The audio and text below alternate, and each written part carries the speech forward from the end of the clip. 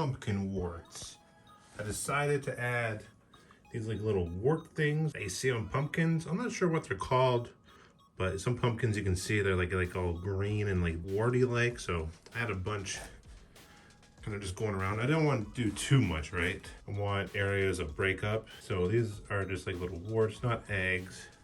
And I think it just adds a little bit of something different to the pumpkin instead of just having like flat or smooth finish, right? I want to give a little bit more grossness to this. And then just some lines to capture in some of that detail when we do a wash on it. Once we start painting it and then we do a wash, like a dark wash, then all these little creases here and little divots and stuff will capture that darkness and make everything pop more. So that's why I added that in there. And also just makes it look a little bit more pumpkin-y. But now, we can finally get on to the small detail, which we're gonna start with these branches. Gonna make them look more wooden, vine-like. We did the gums in there. It's looking all gross and stuff. Added in these like little grooves, make it look a little bit more sinister, and then sharpened those, just the pumpkin teeth. Not the fangs, but the pumpkin teeth a little bit more. Once we're done all the vines, detailing stuff, then we're gonna hit it with like a stipple sponge. Give the pumpkin some texture. So when we do mold it and put the plaster on, it's not just gonna run off and bead off. We'll have some of the grip, as well as making our own release agent out of soap and water.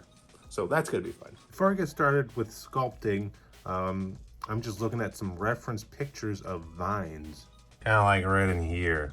Because I want to get an idea of what they'll look like, if they're similar to just, you know, tree textures. There's a lot here. They're very similar. I mean, some of these vines are bark vines. I think that's what they're called. Where the vines have bark growing over top of them, which is kind of cool. I like this one. So I might go with that. I think it'd give a little bit more texture instead of just like a smooth vine. I think it'd look a little bit more dynamic. Once I get my reference pictures, then I'll put it on PureRef, which is like a program where you can put a bunch of pictures in, and then I'll use that in order to sculpt the vines back there. So that's what we're gonna do. When it comes to sculpting, well, specifically wood texture, I would say is probably some of the hardest texture you can sculpt, especially if you don't have a texture pad. You know, like a pad made of silicone or something that has that wood texture already on it, where you can just push into the clay. When it comes to like wood texture like this, like bark, I prefer to go in there and do it by hand just because it makes it look better. Now, it can be very difficult because bark is crazy. It has so much detail, so much crazy detail. But if you follow your reference, then you should be fine.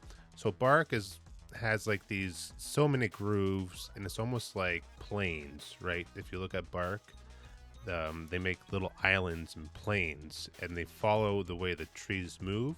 In this case, the bark follows the way the vines move. And if you do look at vines, and you can see like those patterns kind of like flowing with the vine, it's kind of neat. But that's what I did.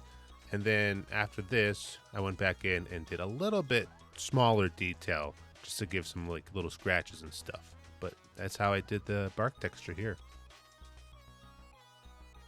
I'm using I think it's called like a sea sponge. They smell weird. I definitely recommend smelling it. But using this to stipple around the sculpture to add texture to it. So when we do the plaster and the molding, I'm hoping that the plaster doesn't just like run off. It'll actually have something to grab to. And then when we do the wash, when we're painting it, then that wash will also grab onto those all little pores and stuff, and you'll get more detail and make everything pop more. So that's what we're doing with this. And we're just kind of stippling it. Just like that. Guys, it's all done. Got the texture on the branches, or the vines coming out. And did a little stippling with this was a sea foam sponge. So we got some texture in there, as you can see. With the stippling, this will help with the plaster when we do the molding, as well as when we do the painting as well. So when we do a wash, that wash will have something to grab onto with the pores, and it'll just make everything pop out so much better. Now comes the hard part, the molding. I gotta order some plaster, and then we can do the molding. Once we start it, we gotta finish it. It's not like we can just start it and then be like, you know what, I'll finish it tomorrow.